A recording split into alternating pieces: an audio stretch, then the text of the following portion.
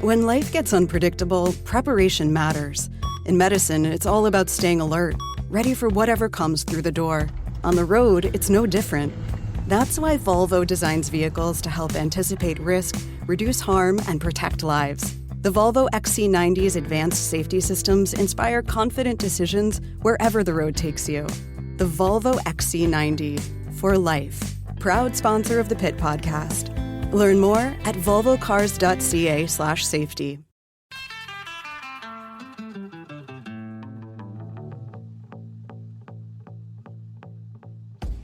Now, the Big Five on the Elias Mecco Show, brought to you by investment advisor Richard Lapointe of CIBC Wood Gundy. Richard Lapointe can always be reached at 847-6324. Good morning, everyone, and yes, I am nervous. And I can say, honestly, this is the first time I've started a show where I have a feeling of just nervousness, just that low-edge sort of jitters, and what you feel when it's just the unknown. So for those of you who are at home and you're feeling the same way, we get you. Because we're going through it too. It's time for the Big Five. Trudie Mason is in studio with me this morning, 6 feet away. Hi, Trudie. Good morning. With my own personal mic sock. Yeah, that's right. So, by the way, we're taking this seriously here at CJAD 800. We're making some changes. You won't hear in-studio guests for the next little while. Trudie's already here. She works here. But for everyone else, we're going to do stuff over the phone as we make little changes to keep everyone as safe as possible and curtail our traveling around for our guests. Joining us on the line is Jean-Marc Fournier. Hi, Jean-Marc. Hello, Elias. Hi, Trudie. Hello. Jean-Marc, you're joining us from your bunker in Chateauguay. Where are you? No, I'm at the office in Montreal. Okay, you're at the office in Montreal. Okay, guys, so let's get down to, I guess, what we heard over the weekend.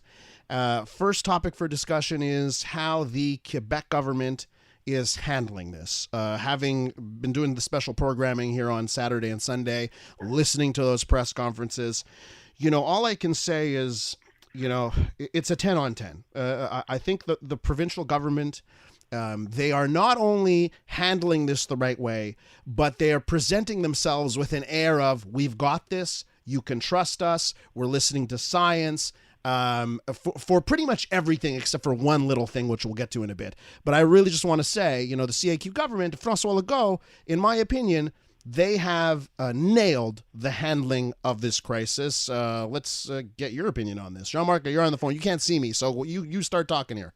Well, clearly, and we talked about that last Monday, and we said that the important thing was to the presence, to be there, to explain what you do, the reason why you do it, and as a leader, being visible so that people can feel that there's someone in control.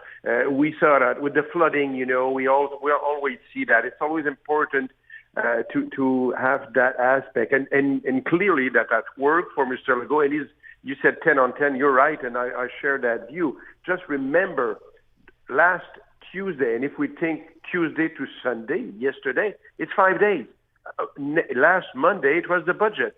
They were not in that crisis, and they have changed the perception that we've got from them by being present every day. And the opposite is Mr. Trudeau, who is not always present and change the spokespersons. So we don't have the same feeling of somebody in control. And the other thing is that they don't explain their position. And I guess that's going to change starting today. Well, I have been not a big fan of the Legault government. I've been harshly critical of the Legault government, but I think you're right. I think it's 10 on 10. And what I find interesting is that this government is not afraid to step up. Like, for example, yesterday in announcing that bars would be closed and gyms, I think the Legault government looked at what was going on Saturday night when, despite all the warnings about, needing to do the social distancing thing, there were still some people out in bars and restaurants. There were still people acting as though nothing was wrong. They had this, this sense that they were invulnerable. And they decided very quickly, you know what, if they're not going to heed the warnings, then we're going to take away the option. And I think that I know a lot of people feel that that's heavy-handed. A lot of people don't like being pushed around. They don't like their choices being taken away by government. But I think that a lot of people have been reluctant to do what they need to do. You just have to look in any store to realize that. When they've been talking for days about social distancing and avoiding crowds, look at the lineup at your average supermarket. You know, look at the gathering in the toilet paper aisle at Costco, and you'll understand that people have not been willing to do what's necessary. And so the government is doing it for them. And I think that is probably what's going to be needed, because like you, Elias, I'm becoming increasingly worried about the vulnerable people around me. Yeah. Let's go to airports. Let's talk about that. That seems to be the bone of contention. Over the last 3 press conferences, François Legault made it a particular point at one moment at one moment in each press conference, saying, "I've talked to the Prime Minister. We're telling him to limit travelers. We're telling him this. They're not listening, right?" And he made a point of it. Now we're going to see some movement, apparently later today, when it comes to airports. But I really feel, the federal government basically got bullied into this. When it comes to travel bans, over the weekend, there were some press conferences by the federal government where they were trying to make the case that the travel bans don't necessarily work. So I want to play some audio here before we get into the airport situation. This is from the Canadian Health Minister, Patty Hajdu. Canadians think that we can stop this at the border, but what we see is a global pandemic, meaning that border measures actually are highly ineffective and in some cases can create harm. And we see that in some of the countries that have the worst expression, who had the tightest borders. If I point to our dear friends in Italy, in fact, they had, as you recall, some very early restrictions on international travel, in fact, shutting down borders. And what they found was an escalation of cases because, of course, borders don't stop travelers. And travelers find other ways into countries. And travelers become less honest about where they've come from, where they're traveling to, what their particular symptoms may be. And so Canada's approach from the very beginning has been to use science and evidence to make these decisions to keep Canadians safe. The reason why we took the measures early on was because the science says that when you provide the screening and the information at the border, especially as you understand how the pandemic is traveling across the globe, you can actually have those conversations with travelers. You can actually follow those travelers depending on the severity of the illness in their particular country, which we have been doing with public health at local public health levels. You can track and actually even consider, and we have, adding mandatory isolation. And that allows you to contain the spread within your country. Now that we see cases in Canada, borders become less important. And the relationship with the United States is going to be critically important so that we can continue that work together. Because we have people with coronavirus in the United States, and we have people with coronavirus in Canada, and undoubtedly we have people with coronavirus in Mexico. And so those conversations as a continent are going to be what continues to keep us safe. The stories the office is buzzing about. The Big Five on the Elias Macco Show.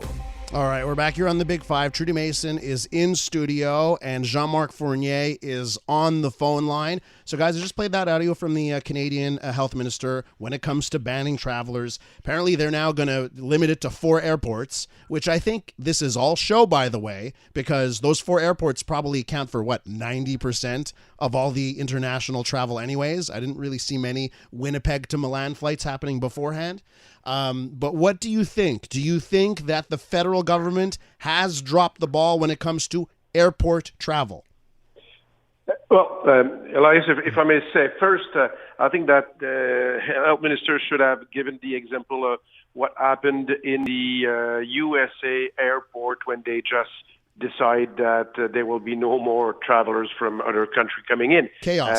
It's chaos, and it's more than chaos. It's the best place to give the coronavirus to others. So that's not that kind of action is not the solution. If she talked about Italy, the thing in Italy is not that they have or have not shut up the airport. Is the fact that when people were sick, they were given the instruction to go in the hospital to make other people that was not having the coronavirus, but taking it because they were all mixed at the same place. That was the problem of Italy. Now, when the health minister is saying that they are acting in the airport and it's running okay, well, I think that's the part where it's not true. We've got all the information about many people getting out of airplane and just getting out and saying to media, nobody asked us anything, and there is nothing to follow, and there is no instruction and no mandatory things to do. So I guess the action they've got to take today is to start to have people clearly there. You know that the Ville de Montréal have decided to go to the airport. That's, for myself, that's not the way to go. You don't have to mix people taking action without coordination. You're so right, Jean-Marc. Jean-Marc, I just want to butt in here to tell you are so right. And I see this kind of thing, and it's infuriating to me that, the city's saying, let's get involved in this. There absolutely needs to be coordination from the top. And when I heard this news, I said, what exactly are they doing here? And I want to point this out again because, over the weekend, I'm hearing people, they called in the station, say, oh, I was away at a resort in Cuba, and I came back and they didn't ask me any questions.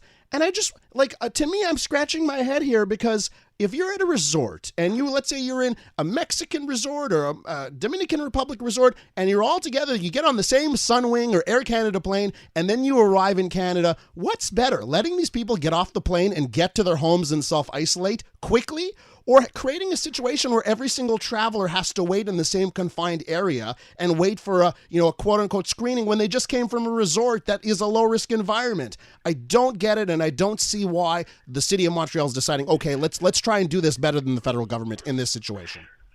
But the thing is, just a word before Trudie coming in, but what you say, what I say, is what Mr. Trudeau must say. He must be visible every day, explain the decision, explain the action, so that we see that they are leaders and they are working together. This is not what we are seeing now. Well, I think the problem with screening at airports is that it's basically useless because of the number of people coming in with symptoms that are either so mild that they don't mention them, or they deliberately hide them, or they don't have symptoms yet, but they're carrying. And one of the health experts that's quoted in La Presse today talks about the experience in Toronto with SARS, where they put the thermometer gun, that thermometer thing, the infrared for thermometer, on everybody during the SARS crisis coming through Pearson. Not one case detected because. And yet the virus spread because people developed the symptoms later, So I think that you have to impress upon people that if they're coming in from overseas, they need to self-quarantine for 14 days. I don't know how you would make that mandatory unless you're opening up army camps on the tarmac. You go into a tent and they don't let you out for 14 days. But I want to know what the city thought of when they decided to send cops to the airport, municipal cops. What are they supposed to do? What is the concern there that the city workers handing out pamphlets saying, well, you should really quarantine yourselves for 14 days, they're going to get assaulted by angry travelers? Yeah. Why that show of force there? I don't have you ever come back from a trip somewhere and gotten home and you're at the airport and you said to yourself, you know what, I want to stick around here even longer. It's everyone's main preoccupation. I want to get home. And the message is out, by the way. Everyone knows that they have to self-quarantine for 14 days. And those that aren't are just those members of society that don't listen regardless. Yeah, I think to a large degree. I think compliance, it will be an ongoing problem, but I think the social backlash is starting to build. Like that couple in, I think they were out in BC who were buying up all the sanitizing wipes and stuff, and they started to get confronted when they were going to make runs at the Costco. And they were brazen. The thing is, that what's amazing about that story is that they were brazen about it. They're like, yeah, this is my name. Write a story about it. Like, I was like, you guys, that's going to be... But now the backlash, and now they can't sell their stuff anymore. Yeah. Okay, so listen, I'll give the point that, we are not seeing this confident leadership face from Justin Trudeau that I think a lot of Canadians want. That's why we're relying on our provincial leaders to do that job in the interim. I guess I'm going to go fast forward here to guys. What do you think we're going to see today? You know, I'm looking at schedules of world leaders, right? And the G7 nations, they're having a video conference call at 10 a.m. So all the G7 leaders are meeting via video conference. President of the United States, by the way, is having a video conference with all 50 with all the governors, the 50 state governors, at around 11:30. I think today will be a very consequential day in this fight. What do you expect to happen today? Well, I think that if a week is an eternity, like when we see Mr. Legault tabling his budget with joy, and 5 days after that being in a crisis, there's an opportunity for Mr. Trudeau to change the atmosphere today. You're right, Mr. Trump will do something. And he's forced to. You know, we all know that it started in China. We all know that now the crisis is bigger in Europe, and we all know that at the end of this week, it's going to be United States who's going to be at the center of this crisis. So the all leaders have to talk about first, well, economy. Because, of course, the economy is going down.